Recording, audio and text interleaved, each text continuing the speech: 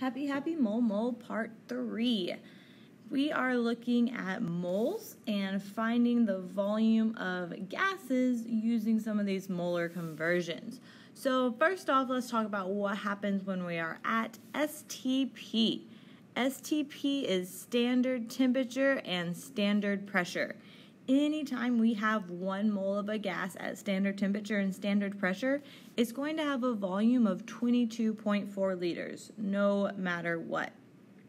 Standard temperature is going to be 0 degrees Celsius, which is 273 Kelvin, and standard pressure is going to be 1 atmosphere, 760 millimeters of mercury, or 760 torr. Those are all equivalent pressure units, equivalent pressures, just different units. When we are working with gases, we have to use their temperatures in Kelvin.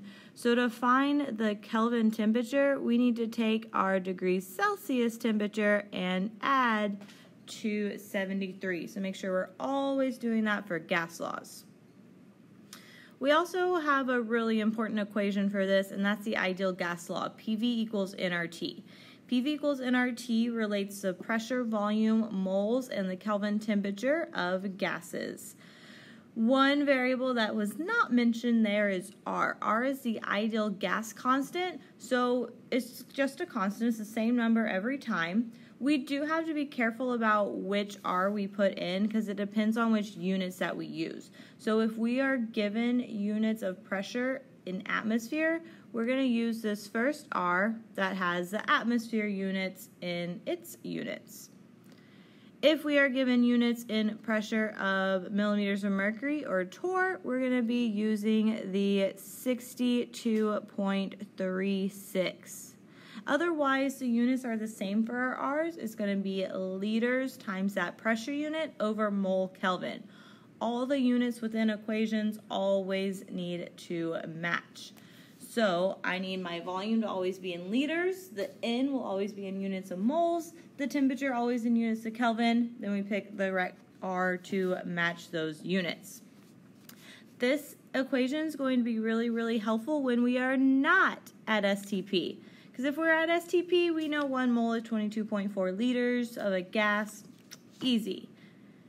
But if not at STP, we are using PV equals nRT, plugging in our pressure and temperature that are not standard to solve for that number of moles or the volume, whichever way we're going in our conversion. So let's take a look again at our molar roadmap. So in part 1, we looked at going from moles to mass and moles to number of particles. In part 2, we added in our solution volume. So going from liters to moles for a solution, we used molarity. Here in part 3, we are looking at going from volume of a gas to moles. When we are at STP, we know that 1 mole of a gas has a volume of 22.4 liters. So again, that statement of equality becomes a conversion factor. But we also can go from our gas volume to moles when we are not at STP. If we are not at STP, just like the rhyme we just learned, we're going to use PV equals nRT to get between moles and the gas volume. So let's go and get some practice in with this. Again, try these out on your own if you're feeling comfortable with this, and then just use the rest of this or the key as a guide to check.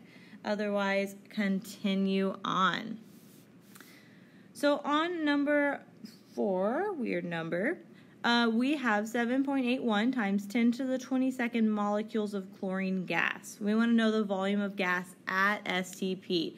If we see that it is at STP, we should be remembering that 1 mole has a volume of 22.4 liters to make our life easier. So we would just go and start with our given per usual. From our given of molecules, we would want to go to moles using Avogadro's number. Once we've used Avogadro's number, those molecules cancel out. We got moles of chlorine. And then we just learned that new conversion factor, or it shouldn't be new, should remember it from your first year chemistry, but 1 mole of chlorine gas at STP has a volume of 22.4 liters. From here we can go plug that all into the calculator, making sure we're keeping our correct number of sig figs. We end up with 2.91 liters of chlorine gas. So looking at part B, now we want to know the volume of our gas in Texas in late August. It's been about 100 degrees or more these days. So we're no longer at standard temperature. We're still at standard pressure of 1 atmosphere, but that higher temperature is going to change the volume of our gas. So let's look at how here. So we are not at STP, so we need to use PV equals nRT. Well, I know the pressure of my gas. I know the temperature of my gas. I'm looking for the volume. So I'm going to need my moles and my R. Well, I don't have any moles of chlorine gas. We talked about that up in our first problem. So if we want to go and solve for my moles of gas, we can just stop our calculation here, take our molecules and divide by Avogadro's number, and we have 0.130 moles of chlorine gas. We can go and add that number into our PV equals nRT. So now we've got our pressure of 1 atmosphere. We're looking for volume, so I'm going to leave it as V. Plug in my 0.130 moles.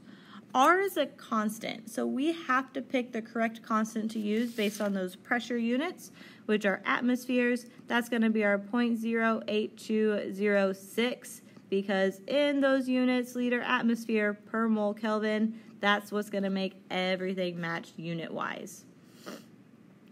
Temperature has to be in Kelvin. We have Celsius, so to get from Celsius to Kelvin, we add 273.